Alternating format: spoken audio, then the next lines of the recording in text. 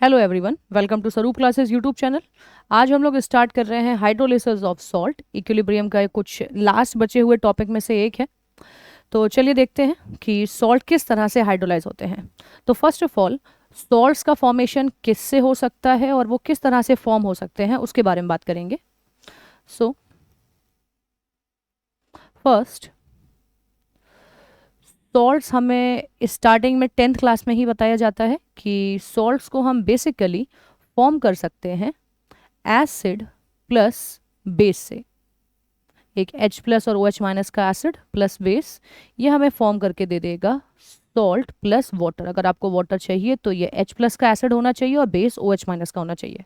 जैसे कि मैं एग्जांपल अगर दूं तो एसिड के लिए हम लिख सकते हैं HCl, बेस के लिए हम लिख सकते हैं NaOH।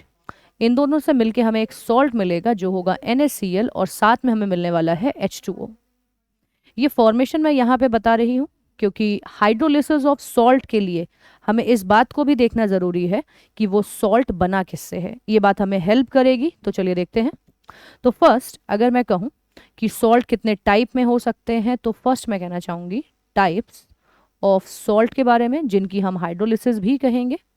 तो फर्स्ट टाइप है salt of strong acid plus strong base. जैसा मैंने अभी ऊपर लिखा हुआ है, इसका एग्जाम्पल मैं यहीं पे कह देती हूँ। तो एग्जाम्पल में है ये NaCl। Second, salt of strong acid weak base. Example अभी हम लोग पूरा कंप्लीट एनालाइज करके देखेंगे कि यहाँ पे ये कैसे बन रहे हैं और किस तरह से एग्जाम्पल में आते हैं। अभी मैं एग्जाम्पल यहाँ पे लिख रही हूँ NH4Cl। Third, salt of weak acid strong base। Example ये हो जाएगा हमारे पास कि वीक एसिड चाहिए हमें, जो है एक एसिटिक एसिड NaOH के सॉल्ट के साथ बन जाएगा बेस के साथ CH3COONA। Fourth, salt of weak acid plus weak base. Example हो जाएगा CH3COONH4। तो यहाँ पे ये चार तरह के सॉल्ट हो सकते हैं। सॉल्ट का ओरिजिन किस तरह से हुआ है उसके बेसिस पे हमने डिवाइड करा है कि स्ट्रॉन्ग एसिड स्ट्रॉन्ग बेस का था, स्ट्रॉन्ग एसिड वीक बेस है, या अदर जो कॉम्बिनेशन लिखे हुए हैं उनमें से किसी से बना हुआ है। देन स्ट्रॉन्ग और वीक इलेक्ट्रोलाइट के बारे में हम बात ऑलरेडी प्रीवियस लेक्चर में कर चुके हैं। स्ट्रॉन्ग इलेक्ट्रोलाइट्स जो पूरी तरह से ब्रेक हो जाते हैं, वीक जो पार्शली ब्रेक होते हैं। ये बात हमारे लिए इंपॉर्टेंट है क्योंकि हमने स्टार्टिंग में बात करी थी कि इक्विलिब्रियम वीक इलेक्ट्रोलाइट में ही अटेन होता है, स्ट्रॉन्ग में अटेन नहीं होता। क्योंकि स्ट्रॉन्ग में इक्विलिब्रियम नहीं होता, जिसके चलते हमें इस बात को यहाँ पे ध्यान रखना ज़रूरी है। तो चलिए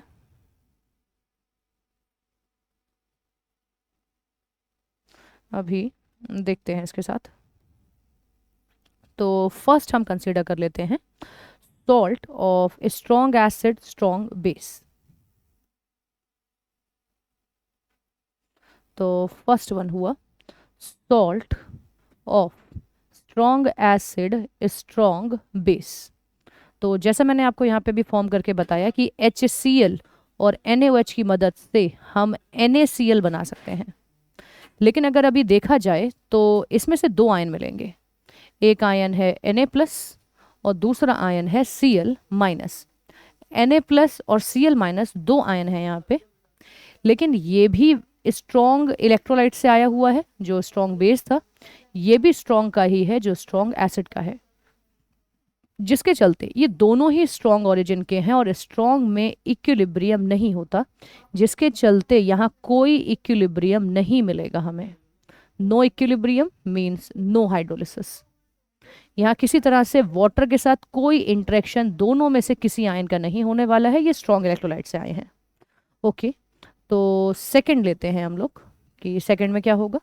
तो सेकंड कॉम्बिनेशन जो मैं पहले ले रही हूँ वो मैं फर्स्ट ले रही हूँ, थर्ड वाला भी यहाँ पे आ रहा है, वो है salt of weak acid strong base. तो वीक एसिड और स्ट्रॉन्ग बेस का जो सॉल्ट है, इससे भी ऐसा हो सकता है। तो चलिए देखते हैं। वीक एसिड जो है वो है CH3COOH, स्ट्रॉन्ग बेस में हम लोग ले लेते हैं NaOH। ये दोनों मिल के हमें बना के दे देंगे CH3COONa।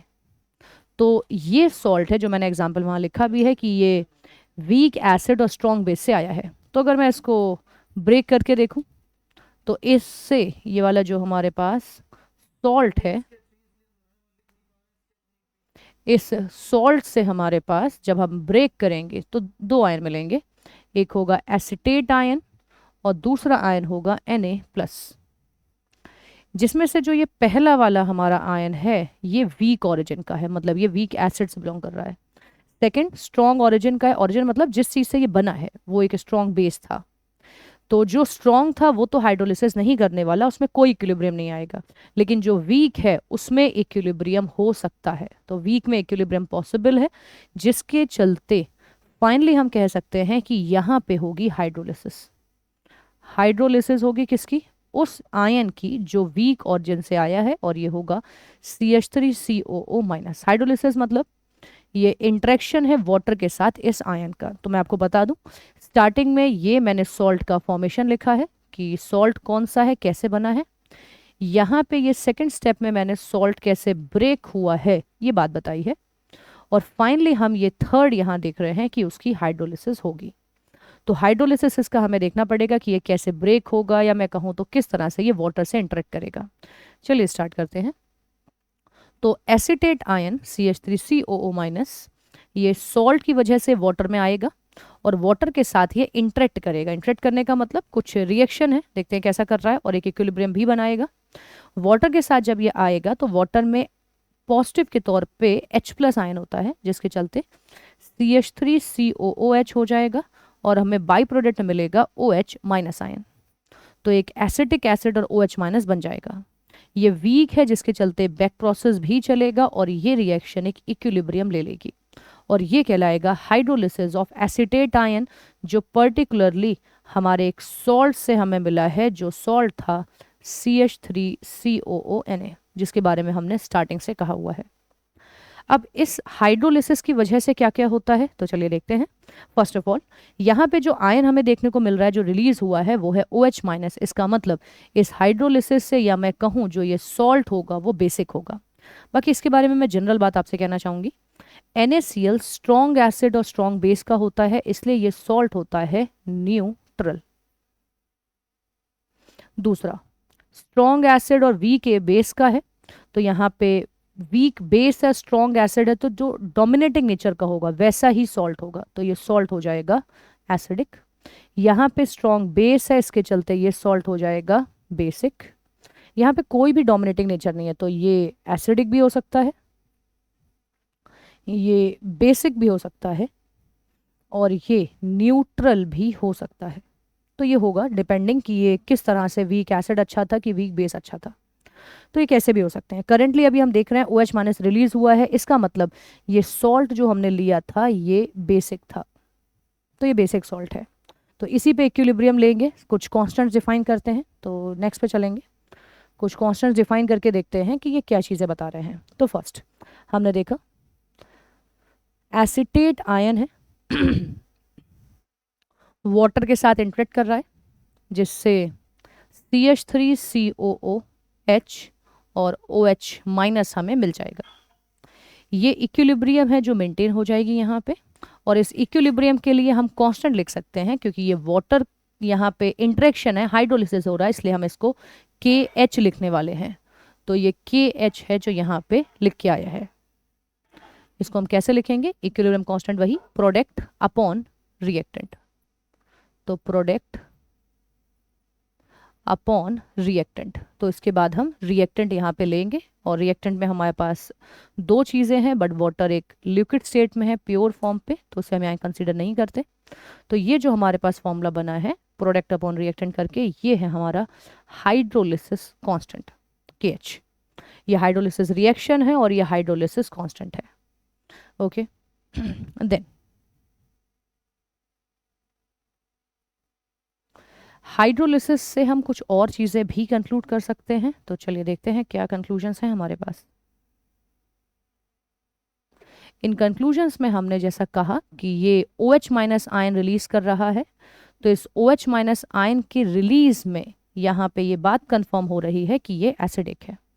तो एक KH हमने डिफाइन करा है। अब इसमें हम कुछ रिलेशंस और देना चाहेंगे। तो फर्स्ट यहाँ पे हम देख रहे हैं, सेकंड पॉइंट है, हमने यहाँ पे देखा कि एसिटिक एसिड बन गया है। अब ये अगेन एक वीक एसिड है जिसके चलते ये इक्विलिब्रियम मेंटेन कर लेगा, ये एक्वस फॉर्म में वाटर, ये खुद ब्रेक होगा और बनाएगा CH3COO minus and H+ ion. और इसका जो इक्विलिब्रियम कांस्टेंट Ka होता है वो होता है CH3COO minus product H+ ion upon reactant जो होगा CH3COOH। अब हमें रिलेशन चाहिए KH और Ka के बीच में, जिसके चलते थर्ड पॉइंट में मैं कहूँगी कि हम मल्टीप्लाई करने वाले हैं KH इंटू Ka को। तो अगर देखा जाए तो KH और Ka जो हमारे पास आएंगे दोनों ही, ये यहीं से अगर हम कंपेयर कर लें तो बेटर है, हमें पूरा नहीं लिखना पड़ेगा। तो देखिएगा जो यहाँ पे KH है इसमें एसिटिक एसिड न्यूमरेटर में है, इसमें डिनोमिनेटर में है, तो ये कैंसिल होगा। यहाँ एसिटेट डिनोमिनेटर में है, यहाँ न्यूमरेटर में है, ये कैंसिल होगा। And we are left with H+ ion and OH minus ion जो कहलाता है आयनिक प्रोडक्ट ऑफ वाटर, और हम इसको लिखते हैं KW से। तो KW हमें फाइनली मिला है जो है आयनिक प्रोडक्ट ऑफ वाटर, जिसके चलते हमें एक रिलेशन मिला है और वो रिलेशन है KH is equal to KW upon Ka। तो KH जो है वो KW अपॉन Ka के बराबर बन जाएगा। तो क्या क्या रिलेशन मिला हमें? KH का फॉर्मूला याद रखना है, वेयर मैं यहाँ लिख देती हूँ। KH को बोला जाता है हाइड्रोलिसिस कांस्टेंट, हाइड्रोलिसिस कांस्टेंट। इसके बाद जो थर्ड में हमने देखा वो एक फॉर्मूला है जो है KH को लेके। तो ये फॉर्मूला इंपॉर्टेंट है, आपको डायरेक्टली क्वेश्चंस में काम आएगा और काफ़ी हेल्पफुल रहता है। इसके बाद फोर्थ हम देखते हैं, जो हमें कुछ और फॉर्मूले इसके बारे में जानने हैं, कुछ और कंक्लूजन्स चाहिए, तो हम इस रिएक्शन को दोबारा लिखेंगे जो हमारी मेन रिएक्शन है जो कहलाएगी हाइड्रोलिसिस सॉल्ट का। तो ये है रिएक्शन।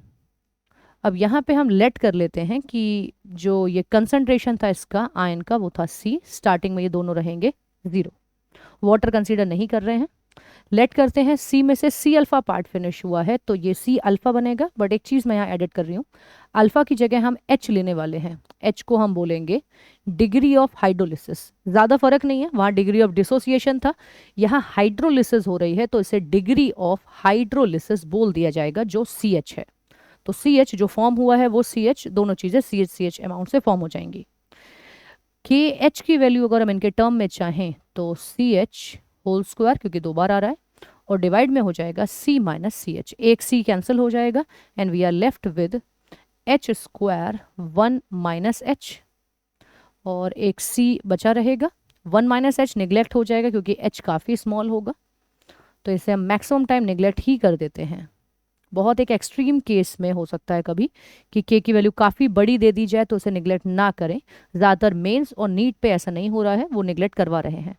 तो अगर कोई बहुत ही बड़ी वैल्यू दे दी तो उस केस में हो सकता है 1 माइनस H निगलेक्ट ना हो, जैसा एडवांस में देखा गया है। ओके, अब यहाँ से हम लोग एक अदर फॉर्मूले पे पहुँच सकते हैं। अगर हम देखें तो यहाँ से हमें डिग्री ऑफ हाइड्रोलिसिस का एक फॉर्मूला मिल जाएगा, डिग्री ऑफ हाइड्रोलिसिस। ये प्रूफ इम्पॉर्टेंट हमारे पास इसलिए है कि फॉर्मूला इजीली याद रहेगा, बाकी नहीं तो आप डायरेक्ट फॉर्मूले भी याद कर सकते हैं, प्रूफ की ज़रूरत नहीं है। एकेडमिक्स में डायरेक्टली पूछे नहीं जाते हैं और कंपटीशन में प्रूफ्स आते नहीं हैं, जिसके चलते एक आपका अप्रोच ईजी होता है, इसलिए आप अगर इसे याद रखेंगे तो अच्छा होगा। KH अपॉन यहाँ पे मिल जाएगा हमें C, तो ये KH का फॉर्मूला है जो हमें मिला। तो इस KH के फॉर्मूले में चलिए देखते हैं कि क्या चीज़ हमें मिलेगी। तो ये KH का फॉर्मूला हमें दे रहा है कि H की वैल्यू हो जाएगी, चलिए इसे लिख देते हैं, KH अपॉन C, और अगर आप इसमें KH की भी वैल्यू रख दें तो वो हो जाएगा KW upon C into KA, ये है H की वैल्यू। आप के एच के टर्म में लिख सकते हैं, क्योंकि ये फॉर्मूले आपको बिल्कुल ओल्ड फॉर्मूले के जैसे लगेंगे। वहाँ पे भी ये वैल्यू आई थी, वहाँ पे था के A equal to C alpha square, तो यहाँ है के H equal to C H square. वहाँ था H is equal to under root के H upon C, under root मैं यहाँ लगा देती हूँ, तो यहाँ भी हो जाएगा। वहाँ के ए था, यहाँ के एच है, वहाँ भी सी था, यहाँ भी सी है, तो ये वैल्यू आपको मिल जाएगी एच के टर्म में। देन फोर्थ वन, हम ओ एच माइनस आयन का कंसंट्रेशन लिखते हैं। तो कितने पॉइंट हो गए हमारे, 5 हो चुके हैं। 6 पॉइंट में हम लिखेंगे ओ एच माइनस आयन का कंसंट्रेशन। तो आप यहाँ से देख सकते हैं ये सी एच है, इवन दूसरा आयन भी सी एच है, तो ये सी एच हो जाएगा। एच की वैल्यू हमें पता है, हम यहाँ पे पुट कर सकते हैं अंडर रूट के एच अपॉन सी। तो यहाँ पे ये हो जाएगा, सी को आप ले जाएंगे सी स्क्वायर, तो ये हो जाएगा के एच इंटू सी। आप अगर इसकी वैल्यू पुट कर दें तो ये मिल जाएगा के W into C upon K A, जो के ओ एच माइनस आयन की हमें वैल्यू मिल जाएगी। बट ये ओ एच का कंसंट्रेशन है, हमें एक और फॉर्मूला चाहिए, वो होगा पी एच का फॉर्मूला। पी एच के फॉर्मूले के लिए हम ओ एच माइनस आयन की मदद ले सकते हैं। हम पी ओ एच निकाल के 14 में से माइनस कर लेंगे। हमें एक बात पता है कि P H plus P O H is always equal to 14, but हाँ ये ऑलवेज काम करेगा जब हम टेम्परेचर ले रहे हैं 298 केल्विन। तो चलिए पी ओ एच पता करते हैं। पी ओ एच होगा minus log O H minus ion, और इसकी हम वैल्यू पुट कर देते हैं जो ओ एच हमने ऊपर पता करा है।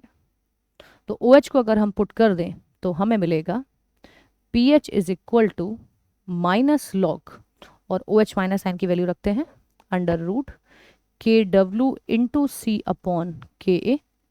जो अंडर रूट है इसको हम बाहर ले जाएंगे, माइनस हाफ लॉग के W into C upon K ए, माइनस हाफ बाहर आ जाएगा। लॉग ए अपॉन बी होता है लॉग ए माइनस लॉग बी, और इनटू में होता है लॉग ए प्लस लॉग बी। तो मैं दोनों प्रॉपर्टी एक साथ लगा के लिख रही हूँ। के डब्ल्यू की वैल्यू हो जाएगी 14, जिसके चलते आपका पूरा वैल्यू यहाँ 14 मिल जाएगा। लॉग सी बना रहने देते हैं, और माइनस लॉग के ए को हम लोग यहाँ पे लिख लेते हैं प्लस का पी के ए। तो अगर आप चाहें तो ऐसा लिख सकते हैं। देन ये जो वैल्यू चल रही है, हाँ मुझे यहाँ पे ऐसा नहीं लिखना चाहिए, ये पी एच नहीं, ये चल रहा है P O H. P H के लिए हम क्या करेंगे, हम 14 में से माइनस कर देंगे पी ओ एच को।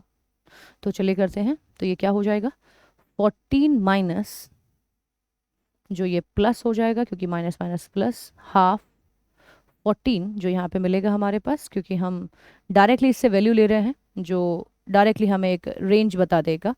तो ये log 10 to the power minus 14 था, तो ये माइनस 14 यहाँ पे रहेगा, minus 14 plus log c plus P K A. तो ये हमें मिल जाएगा 7 प्लस हाफ पी के ए प्लस log c। तो प्रूफ अगर आपको बहुत लॉन्ग लगे तो आप परेशान ना हो, क्योंकि आपको एकेडमिक प्लस कंपटीशन दोनों में ही प्रूफ की कोई बहुत ज़्यादा आवश्यकता नहीं पड़ने वाली है। तो एक बार जस्ट हम लोग को प्रूफ इसलिए चाहिए कि हमें पता चल जाए कि ऐसा होता है। बाकी अगर आप चाहें तो इनको सिर्फ डायरेक्ट फॉर्मूला को याद रख सकते हैं। तो चलिए देखते हैं क्या क्या हमारे पास मिल गया। फर्स्ट हमने देखा कि सॉल्ट्स किस तरह के होते हैं, किस किस तरह से बनाए जा सकते हैं। फिर उसमें से हमने देखा कि स्ट्रॉन्ग बेस और स्ट्रॉन्ग एसिड से बना हुआ सॉल्ट हाइड्रोलिसिस नहीं लेगा। इसकी हाइड्रोलिसिस नहीं हो सकती क्योंकि दोनों स्ट्रॉन्ग है, इक्विलिब्रियम मेंटेन नहीं रखेंगे वो। फिर वीक एसिड जब आया तो एसिड का जो कंटेंट मिलेगा वो इक्विलिब्रियम ज़रूर मेंटेन रखेगा, जिसके चलते हमने हाइड्रोलिसिस देखी एसिटेट आयन की जो सॉल्ट में था, और उससे हमने कुछ फॉर्मूले पता करे जो ये कुछ इस प्रकार हैं यहाँ पे। और कंक्लूजन पे मैं कहूँगी कि समरी के तौर पे आप इन फॉर्मूलों को ज़रूर याद रखें। तो एज अ समरी ये आपके लिए मेन पॉइंट है, क्योंकि आपको प्रूविंग नहीं चाहिए। आप चाहें तो डायरेक्टली फॉर्मूले याद रखिएगा कि अगर सॉल्ट है, salt of weak acid plus strong base, अगर ऐसा सॉल्ट है तो पहला पॉइंट होगा आपके पास के एच का फॉर्मूला है जो होगा के डब्ल्यू अपॉन के ए। आपके पास H का फॉर्मूला होगा जो हो जाएगा अंडर रूट के एच अपॉन ए।